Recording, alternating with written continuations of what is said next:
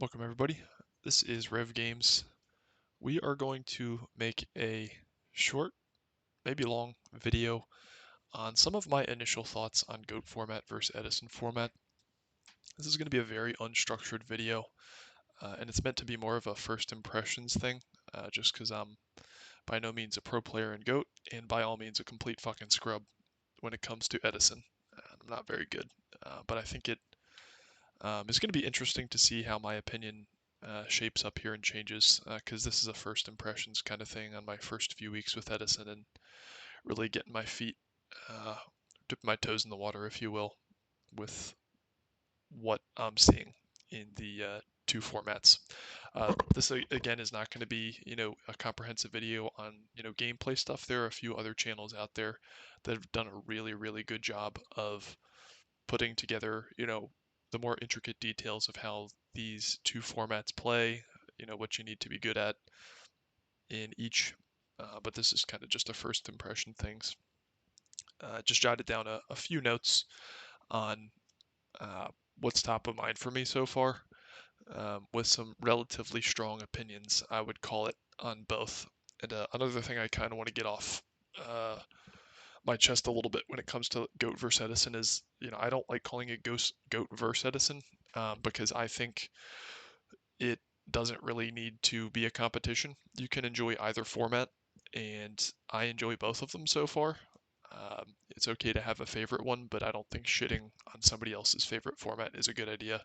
One thing I've said before, though, is I don't think if we're going to be playing legacy formats, we can afford to have like 5, 10 different formats. Like if you want to like have Tengu Plant and Edison and maybe Goat, like that's fine. But like I don't think we can do like Dragon Rulers and like like if the legacy gaming community gets too fragmented, it's not going to last for anybody. So in my opinion, again, this will probably draw some hate. Pick Edison or Goat and or both, and just stick with the community and learn to like it. We cannot have too many legacy formats. It's just not going to work out, from experience, and that goes for a lot of different games I've played. Like if the communities get too fragmented, nobody wins. So um, there were a few other things I wanted to say about that. It wasn't a competition. Don't get too fragmented. Yeah, so again, some of the opinions are just opinions. They might be strongly held, subject to change, might piss a few people off, but we're just going to jump right into it. And I figure I will start with probably the most controversial stuff first, just to get it out of the way, which is the player base and community. To start with, what they have in common. Both do have communities and discords and some awesome YouTube channels and some really great content creators and people that are doing really great stuff for the community. Top of mind for me and GOAT is JDZ. That guy is awesome. He's positive. Uh, he's takes a lot of time and effort to put into the GOAT format. In Edison we have E3 or Keegan, if you want to call him that, and Carpath, amongst others. This isn't a comprehensive list, but people that are just really doing some awesome stuff and are not toxic douchebags. So that's the positives that they both have in common. But I will say one thing that I've noticed so far is that GOAT format's community is like way, way more toxic.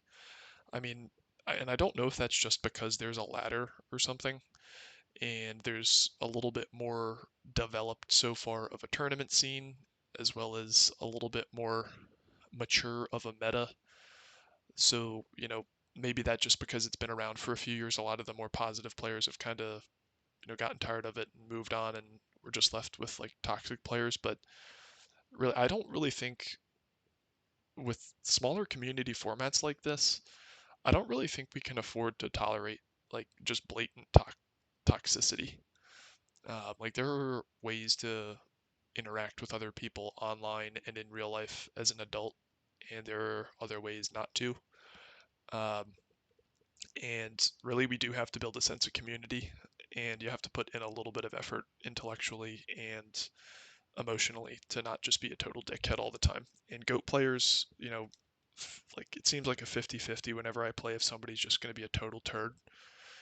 Edison, it's a little bit less toxic, and I just don't know if that's because you have to like intentionally like set up a lobby and queue a game. But like I've said this before, I try to make the effort. Like if I don't forget to like hit somebody with a good luck, have fun at the beginning of a match, and it's a near certain thing if they don't hit you back with the GLHF, they're just going to be a douchebag. And if you take like more than like 40 seconds for like a like a play, and if you need to think about something, they're going to be like spamming something or like just being like really annoying. I've seen less of that so far in Edison. Um, so that, in my opinion, is in favor of Edison so far. Um, in addition, like there just really seems to be a sense of like huge like arrogance like among some pro players in Goat 2. Like even with like pro player interviews, like they're not like blatantly being assholes, but like the way they talk about themselves and like the game and like their like fucking cookie cutter turbo list, like they just seem very full of themselves. And this is not everyone. It's just, when you've watched, dozens of to try to get better like Goat format, like pro player like interviews and lists, like there's just definitely an air like we're not curing fucking cancer here, you know? Like you'd really think that they're like doing something really special, and it's just like we're playing, a very old legacy format. A lot of people are trying to have fun. We're trying to win. I'm trying to win, but there's just like something a little off about it that I've noticed. Edison, I've watched a handful of pro player interviews, and there's one or two that come off a little bit like that. I mean, if and like one or two YouTubers that kind of come off like that as well. I wouldn't say they're toxic; they're just full of themselves. But it just seems much less so. Like it just seems like the objective of Edison, more so far at least, and it's a newer format, is to have fun and then win. With Goat, it's to win and then have fun second. So that's how I'll summarize that. We already went into briefly that one has a ladder and one doesn't. They both do have tournament scenes. That's the way they're similar. I would say that I would prefer for Edison to have a ladder. There are a lot of logistical issues with actually getting that implemented and having people that are knowledgeable enough with the rules base on things like Dueling Book to ever accomplish that. So that's probably a long shot, but I do think it would be really nice to have an Edison ladder. Um, it's okay to like just queue up random games, but a ladder is going to help you like once you get good, kind of know you're good, get matched up with better players, and just really take it to the next level. So I'd say that's kind of a tick mark in the favor of Goat so far. Gameplay, this is totally subjective. Um, I'd say if I were to summarize what Goat is, it is grindier. It's going to be more card advantage and resource based. Um, Edison is also resource based, but I won't say every deck, but the vast majority of decks do have a combo element weaved in there. And that kind of goes into deck diversity as well, which is that in Goat, um, there are combo decks, there are aggro decks, and then there are control decks. And very few decks blur those lines. I mean, more so a little bit more lately. Some they've been like throwing in some flip cards and some aggro cards and like Warrior and vice versa with Chaos Turbo, but really they're pretty well defined combo control and aggro decks. The way I describe Edison is most of the good decks are kind of a mix of all three. There are pure combo decks, there are some more aggro type decks, and there are more pure control type decks. But if you really look under the hood, pretty much every good deck is a mix of all three. If you think of like Black Wings, if you think of even like Vayu Turbo, like that's definitely a mix of control, combo, and aggro all at the same time. If you think of Diva Heroes, like they all just have to mix that. And I think that's a necessary evil, and I wouldn't even call it an evil, just due to the fact that to be a good Edison deck, you probably have to use the extra deck at some point. There are more just like pure stun control builds and certain like machina type things that don't utilize the extra deck, but most good decks do have to use that. It's kind of like, if working with one hand behind your back if you don't do that. Um, I guess one step back when it comes to deck diversity, as I would say that Edison is way, way more diverse in terms of the number of decks and the archetypes that you can build. Uh, Goat at this point is more solved. It is not totally solved. There are, um, different spicy techs coming in and out all the time in the format. Um, but the card pool's a lot smaller. Um, the gameplay is a lot simpler. So I just feel like the ability to have more decks is just by its nature going to be a lot lower. So you're just not going to have as much of that. Plus, the GOAT community has gotten lazy. I mean, a lot of the pro players they just want to like grind Chaos Turbo 24/7, and they don't want to stick their neck out and like take a risk and experiment with other decks. They have a low skill ceiling deck, and they're just going to enter a tournament or two tournaments a week and hope that their pairings aren't warriors and then just try to top. It's kind of obnoxious. Like, I just don't think that really proves like who is the best player. um, and I've said some things in discords like about like what I would consider potential problem decks in Edison, like the really degenerate like dragon, like super rejuvenation deck. And I haven't played it, so this is a very uninformed opinion, but that is just like a straight up like very high variance, like what did I draw type deck, um, where like if you got enough of the player base playing that in tournaments, like you could just it doesn't become who's the best at the game, it becomes who got the luckiest. Since you can just and like who entered the most tournaments, because if you have a deck that can is like really high variance, and if you get like just good rolls that day, it's not about like how well you played, it's how many tournaments you enter, if you're trying to solve for how many tops you had. So that I have gripes with both formats in certain decks. The Chaos Turbo thing in Goat format is the exact opposite, which is that it's a very hyper consistent, not brain dead, but extremely forgiving and low skill ceiling deck. Um, I've said this a million times before, but if you played um, like 100 games with Chaos Turbo and you had like a slightly above average player playing a very, very good player, the spread between the good player and the above average player is not going to be that much. I think that would be much, much different in other types of decks within GOAT. Stuff like Reasoning Gate, stuff like Burn, stuff like the good old fashioned GOAT control. Those are just much higher skill ceiling decks. Um, I don't know if it's the least skilled deck in the format, Chaos Turbo, but it's pretty dang close, and it just happens to be the best deck, which is unfortunate. Um, but then I guess the question then becomes: is it the best deck, or is it just a bunch of mediocre players just playing it over and over again?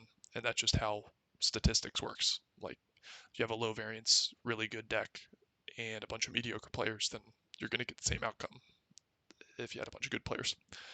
Um, so that is one opinion there on uh, deck diversity. Um, Again, the game plan of GOAT, I think, is a lot more distinct based on which deck you play. Um, Edison is a mix. That doesn't mean the decks play the exact same, and you still have to learn a lot of different archetypes, but you do have to have a command of, when to extend, resource management, and all those types of things. And with certain GOAT decks, it's going to be when to pop off if you're playing combo, resource management with control, and making sure you don't overextend with aggro, and when to get aggressive. So it's a lot more delineated as opposed to all tossed in a pot and mixed up with Edison. Uh, Next is, I would say, blatant problem cards, and um, we'll call it blatant problem cards and uh, problem mechanics, because both formats do have these. And this is another section where I think I'm probably going to get a lot of, well, I mean, I'm not a big YouTuber, so I don't think anyone's going to give a shit, but whoever is watching is probably going to feel some type of way on some of the stuff I'm going to say here. And it kind of goes into, what I have on the screen here. So I'd consider some of these what we call problem cards in GOAT. Some of them I may or may not agree with, but, Trinity, um, Pot, Graceful, Duo. I don't really think if you have a brain between your ears, you can agree that these are healthy for the game at one. BLS, a lot of people like to hate on this because it like is the definitive boss monster. I'm not sure I totally agree. I'm on the fence about that. And then, two personal choices of mine are the jars. Um, these have way too high of inability to just go plus. Like I don't think there really should ever be cards that you can like go +5 off of or +4, like whatever it is. Um, because it becomes a thing on like if your opponent has the answer or not, and then you can bluff over and over again and then just like resolve it. I just don't think they're good for the game. Like I've thought about this before, and like I can't think of a single like redeeming quality about cards that are designed like this. There are other cards that are designed more poorly than this, but the relative power level mixed in with a very poor design I think is kind of inexcusable. Like I just do not know what they were thinking when they printed shit like this. Um, some further thoughts on Trinity is Trinity itself is a problem, but I think that's exacerbated by the fact that they're at one. Let me take a drink here real quick. But the problem with like just bomb power cards like this, and you don't even need like at least with the jars you have to like commit them to the board and wait. Like this you can just plop down, but the problem with like bomb power cards like this when they're at one is if one player draws them and the other doesn't, that influences the win rate of the player that drew them like drastically. It's just very, very hard to come back from that type of thing. And the other thing is what I'm kind of getting at when I say the problem is that they're at one. And this is a really hot take here, but I really think they would be healthier for the game if these were all at three as opposed to all at one. And I'll kind of explain myself here, which is that the difference between one player resolving a Trinity piece, let's just focus on Pot of Greed. The difference between one player resolving a Pot of Greed and another player not resolving a Pot of Greed is very, very different than one player resolving two Pot of Greeds and the other player resolving three. And you might be saying, hey, well, I mean, the difference is just one Pot of Greed. One player got three and one player got two, or in the other hypothetical scenario, if they're limited to one, then one player resolved zero and one player resolved one. So what gives? But if you just have like blatantly overpowered cards like this, playing it's kind of hard to get at the point I'm trying to get at. But the difference between resolving three of them versus two and zero versus one is very, very wide, and that's why I don't like blatantly overpowered cards like this sitting at one. Uh, Now, of course, they'd be way healthier banned, but my hot take is that they're still healthier for the game at three than they are at one. Like just having like because you can't play around it. It's not like a heavy storm type thing. Whereas at one, it kind of makes sense. It like keeps back row in check. Like Pot of Greed at one and like Graceful at one and Duo at one, like they don't do anything for the game. Like they don't have any counterplay. They don't require your opponent to think. They warp the meta. Like who can resolve them the quickest? That being Turbo. Who can abuse them and recycle them the most? That being Magician of Faith with Turbo. Who can thin their deck enough so that they see them the most? That results in Upstart being a huge part of the game. That results in um, what's it called? Jar of Greed being a part of the game. It's like what decks can play all three? Oh wait, you're a burn deck. Or you're a Reasoning Gate Turbo, you probably aren't playing Delinquent Duo, so they're like instantly tier 2. Like, just having these cards at 1 is just really fucking dumb. So that is me complaining about stuff I don't like in GOAT format. Um, Next up is Edison. So Future Fusion. This is a menace. And if you think that Future Fusion isn't as big, if not a way bigger problem than Trinity, you are totally fooling yourself. Because the upside for this deck or this card in many decks is just ridiculous. Like, this card presents a threat. It sets up a grave, and getting stuff in your grave is a plus, lest we forget that the grave is a resource in both formats, but more so in Edison. And the bigger problem with Future Fusion is that only a few, well, I won't say only a few, but the best decks have to use Future Fusion a lot of the times. Like, at least most decks can play at least two of these, if not three. Most decks can play three. You might be constrained to play two if you're playing a combo strategy. But Future Fusion, there are only a handful of decks that can really like abuse the ever living shit out of it. So this, in my opinion, is like a far worse Trinity and a stain on the ban list for Edison. Like, this is just not good for the game. So if you ever get some Edison player like saying, I can't play, GOAT, we have to deal with Trinity, be like, dude, you're in a format with fucking Future Fusion. Like, wake the fuck up. Next up is Floodgates. This is more personal and less subjective, like some of the other points I made about like the problems with bomb cards and whether or not they're available to every deck, but Floodgates are, in my opinion, not good for the game. I mean, the the approach that, well, I guess it was upper deck at the time, but like the approach, like, I'm just gonna say Konami like took to like game design was like, if there's a problem with a deck, you just print something that shuts the whole deck off. Like, Royal Oppression's a stupid floodgate. Like, the Shadow Imprisoning Mirrors are stupid floodgates. Vanity's Fiend is a stupid floodgate. Archlord Christie is a stupid floodgate. Consecrated Light's a stupid floodgate. I feel like the maximum power level you could ever go if you're gonna print a floodgate is something along the lines of like maybe Imperial Ironwall. Like, I even think Royal Decree is a little bit like stupid and poorly designed of a card.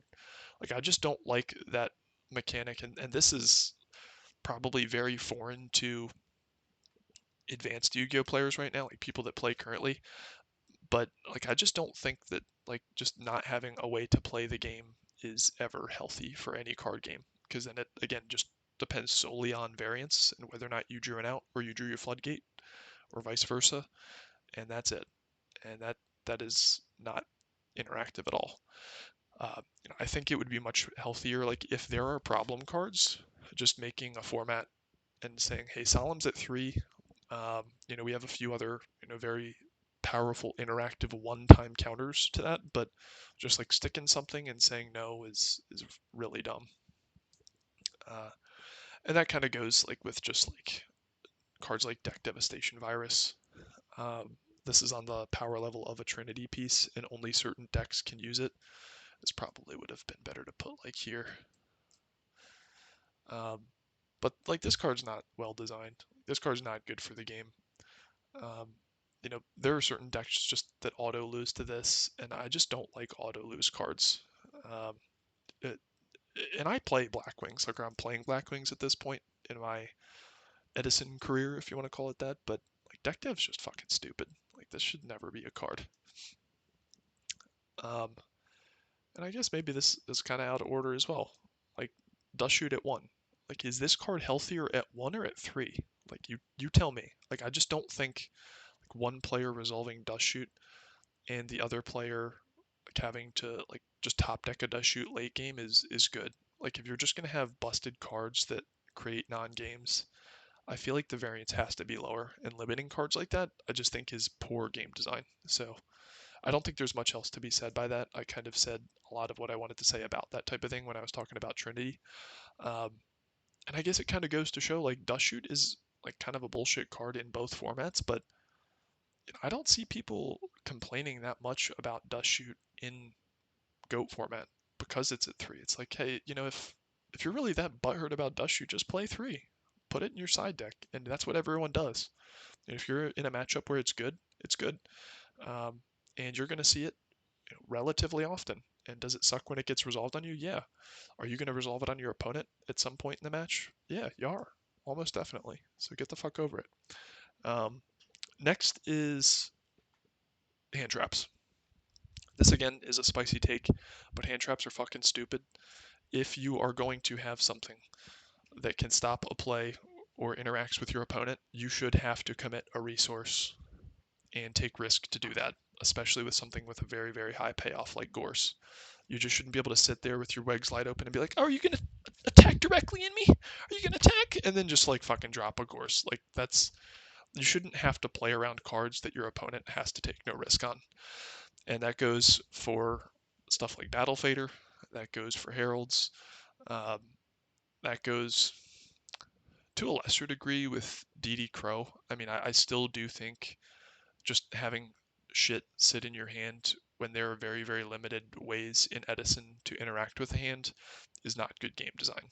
Um, so that's my take on hand traps. And again, this stuff is kind of foreign to players that play modern Yu-Gi-Oh because everything's based out of the hand. But this is just like if you were, you know, I'm not gonna really continue on that thought, but like I just don't think hand traps um, should reward you the way they do for the amount of risk that you have to take.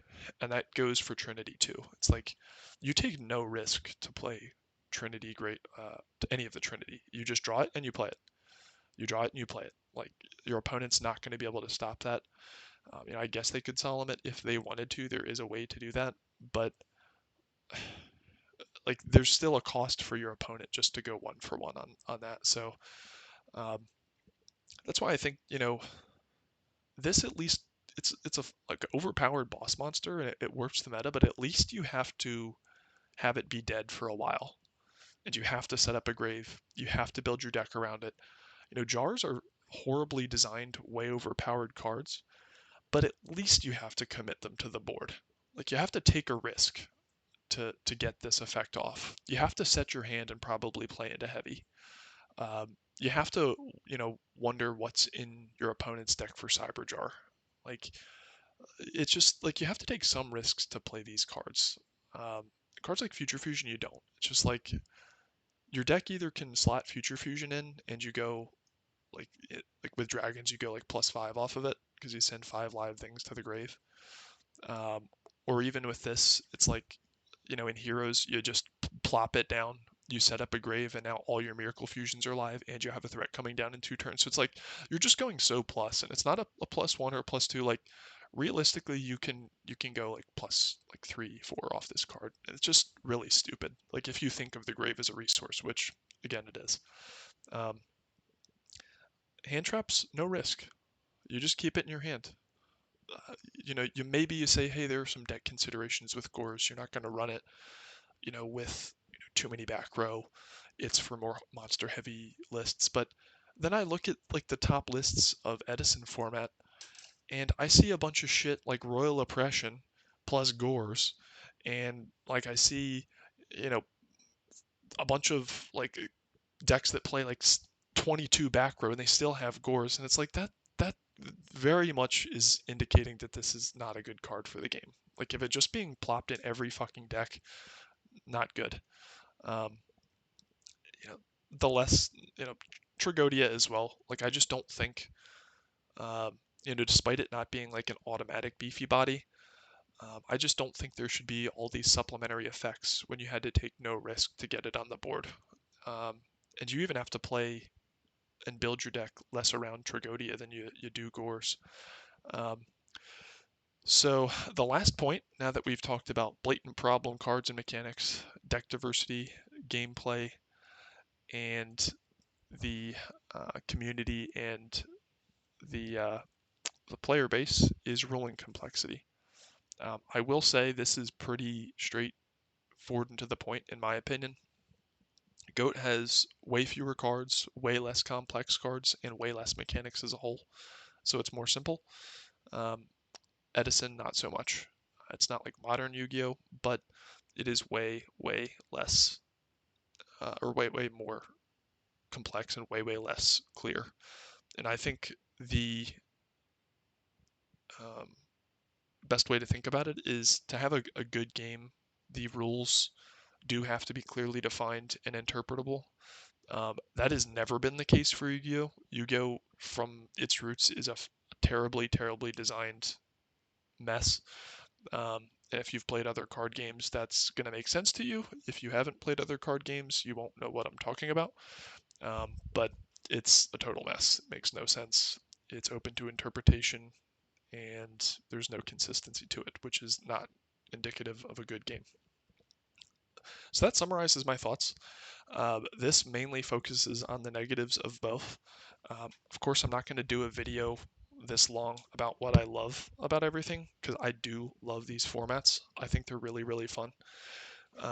But this is just some of the stuff I've noticed about problems with both. And if you kind of tally up, what I've talked about so far, I think both formats have their problems.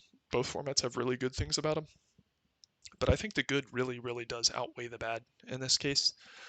Both of these formats are really fun, and I would say both of these formats kind of balance out on what the good and bad is.